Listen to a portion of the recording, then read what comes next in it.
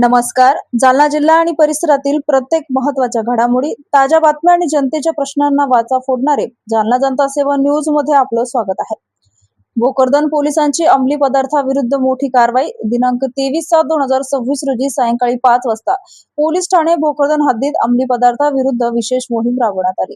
Police निरीक्षक किरण बडवेसो यांच्या प्राप्त गोपनीय माहितीच्या आधारे पोलीस पथकाने मालखेडा ते आव्हाना जाणाऱ्या रोडवर इसम नामे रामेश्वर महादू भावस्कर राहणार कोदा तालुका भोकरदन जिल्हा जालना, सागर संतोष सोनुने राहणार आडगाव बोंबे तालुका भोकरदन जिल्हा जालना हे त्यांच्या मोटरसायकलवर आले होते. तेव्हा पोलिसांनी त्यांना थांबवण्याचा इशारा केला असता त्यांनी मोटरसायकल थांबवले, परंतु पाठीमागील इसम सागर सोनुने यांनी मोटरसायकलवरून उडी मारून पळून जाण्याचा प्रयत्न केला असता त्यांचा पोलिसांनी व पोलीस मित्रांनी मदतीने पाठलाग करून त्यांना ताब्यात घेतलं. त्यांच्याकडील काळ्या रंगाची बॅगची पंचासमक्ष पाहणी केली असता त्यामध्ये एकूण 10 किलो 780 ग्रॅम गांजा मिळून आला.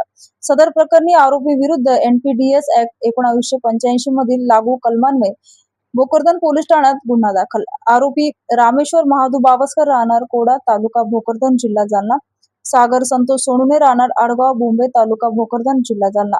मिळाला माल 10 किलो 780 ग्रॅम गांजा, एक यामा FZ मोटरसायकल क्रमांक MH20 HM 067 आणि दोन मोबाईल फोन असा 4,59,500 किमतीचा मुद्देमाल जप्त. सदर कारवाई पोलीस अधीक्षक तेगवीर सिंह सिंधू, अप्पर पोलीस अधीक्षक विक्रांत साळी व उपविभागीय पोलीस अधिकारी नितीन कटेकर उपविभाग भोकरदन यांच्या मार्गदर्शनाखाली पोलीस निरीक्षक किरण बिडवे, सहाय्यक पोलीस निरीक्षक राहुल बांगर, पोलीस उपनिरीक्षक पवन राजपूत, पोलीस नाईक प्रशांत उबाळे, पोलीस अंमलदार गणेश पिंपळकर, अर्जुन टेकाळे, गोपाल सतवन, शिवाजी जाधव, संदीप भुतेकर, लक्ष्मण रानगोते, सुरेश ढोरमारे, होमगार्ड हनुमंता बाडळे, चत्तरसिंग कायटे, पोलीस पाटील आव्हाना व पोलीस मित्र अजय बोराडे अशांनी यशस्वीरित्या पार पाडली.